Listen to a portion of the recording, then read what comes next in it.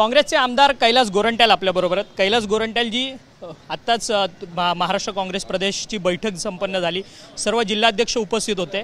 काय रणनीती असणार आहे विधानसभेच्या निवडणुकीत अनुषंगाने?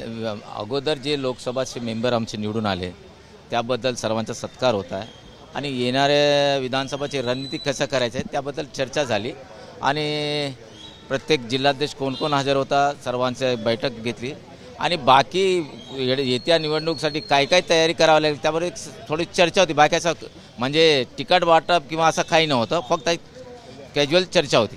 परंतु महाविकास आघाडीमध्ये आता तुम्ही आहात, महाविकास आघाडीमध्ये प्रत्येक पक्ष जो आहे तो दावा ठोकताना पाहायला मिळतो विधानसभेच्या जागेंवरती। काँग्रेस पक्षाचा किती दावा? बघा, सर्वात जास्त खासदार कोणाचे आमचे आलेले, तर निश्चित ही नॅचरल आहे। नॅचरल जस्टिफाय असं आहे की जास्तीत जास्त खासदार आहेत त्यांनी जास्त जागा मागवावे, हे नॅचरल जस्टिफाय आहे आणि तसंच आमचा इथं ठराव झालेला आहे। मग किती जागा आहेत त्या? खरं तर आकडा काही तुमचा चर्चेला 125 पर्यंत आमचा आकडा आहे, 125 मागायचा। एवढा तुम्ही दावा ठोकणार, तुम्हाला मिळतील अशी आशा आहे का? भेटेल ना भेटेल ते वेगळी गोष्ट आहे, पण आमचा जे मेरिट आहे, आमची जे नॅचरल जस्टिफाय आम्हाला जे पब्लिकमध्ये दिलेले आहे त्या मतानुसार आम्हाला जास्तीत जास्त जागा दिल्या पाहिजे। परंतु सातत्याने बैठका होतात आहेत आणि 96-96-96 यात जे 288 जागा आहेत त्या समसमान वाटप व्हावं अशी कुठेतरी चर्चा येते। या चर्चेला काँग्रेसकडनं पूर्ण विराम आहे? तशी चर्चा मी ऐकली नाही, पण सध्या तुम्ही सांगता त्याच्याबद्दल मला काही माहीत नाही, पण जास्त तिकीट आम्ही मागणार आहे। तुम्ही काँग्रेसचे आमदार जे फुटणार आहेत त्याची अगोदरच भविष्यवाणी केलेली होती, आता त्या आमदारांवरती कारवाई करण्याच्या मनस्थितीत काँग्रेस आहे का? तसं आम्ही आज बोललो आहे, सन्मान्य नाना पटोलेंना पण बोललो आहे, कारण एकूण 37 आमदार आहे आणि ज्यात बंडखोर 7 असेल तर राहिलेले 30वर ही लोक शंका करतात आणि जे राहिले जे 30 आहेत ते तर लोकल एखादा माणूस उठताना आपला आमदारावर बोलतो हा पण फुटलेला आहे, तर एक संभ्रम निर्माण झालेला आपल्या मतदारसंघाच्या लोकात।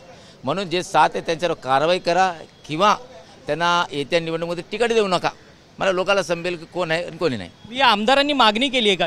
हो, मी स्वतः मागणी केली आता नाना पटोलेकडं आणि तसं आम्ही म्हटलो की बाबा तुम्ही 7 नाव डिक्लेअर करा, जर अडचण असेल नाव तर येत्या निवडणुकीमध्ये तिकीट देऊ नका, लोकांना कळेल कोण 7 आहे ते। लंडनहून आज वाघनका आली आहेत, सरकारचा भव्य दिव्य कार्यक्रम होतोय साताऱ्यामध्ये, विरोधकांनी बहिष्कार टाकलाय असं मुख्यमंत्री एकनाथ शिंदे म्हणतात।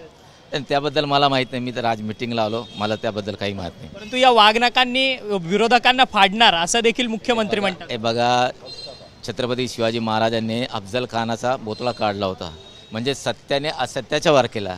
आता माहीत पडले ना 2024 येत्या विधानसभेमध्ये कोण कोणाचा पोट फाडतो, कोणाचे घोटाळा बाहेर येईल ते माहीत पडेल आणि वाघनका जनतेच्या हातात आहे, तुम्ही लक्षात ठेवा, त्यांच्या हातात, सरकारच्या हातात नाही। मतदानात जे वाघनका आहे ना त्याचं रूपांतर मतदानात होईल।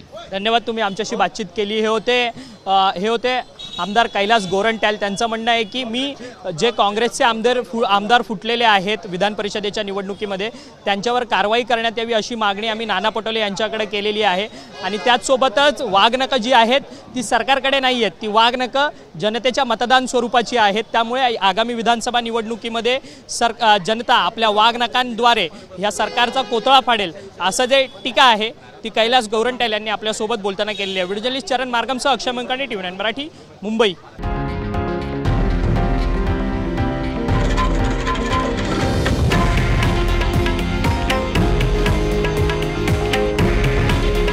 हे आहे देशातील नंबर 1 न्यूज नेटवर्क आणि आपण पाहत आहात TV9 मराठी। काळजी तुमची, हित महाराष्ट्राचं।